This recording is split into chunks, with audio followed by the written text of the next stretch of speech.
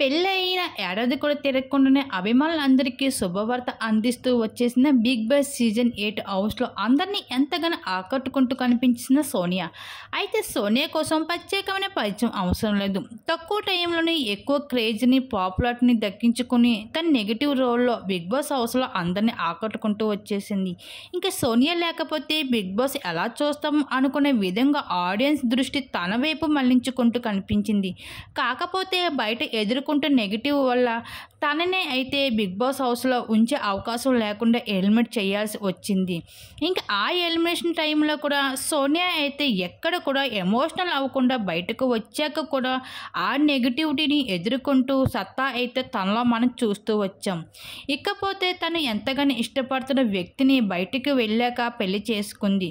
తను బిజినెస్ అలానే మంచి బిజినెస్ రంగానికి చెందిన వ్యక్తి కావడంతో తన నెగిటివ్ మొత్తం ఎంతో పాజిటివ్గా మారిపోయింది. ఇప్పుడు పెళ్ళయి ఏడాది కూడా తిరగకుండానే అభిమానులు అందరికీ అయితే మరో శుభవార్త అందిస్తూ వచ్చేసింది. త్వరలోనే 12 బిడ్డకు జన్మని ఇవ్వబోతున్నాను అంటూ ఆ శుభవార్త అయితే అభిమానులతో అయితే ఈ గుడ్ న్యూస్ అయితే చెప్పుకుంటూ రావడం జరిగింది. ఇంకా ఈ విషయం తెలుసుకున్న అభిమానులు అందరూ కూడా కంగ్రాచులేషన్ అంటూ బెస్ట్ కామెంట్స్ తెలియజేసుకుంటూ రావడం జరిగింది. సోషల్ మీడియా వేదిక వాటికి సంబంధించిన ఫొటోస్ నెట్టింట్లో వైరల్గా మారుతున్నవి.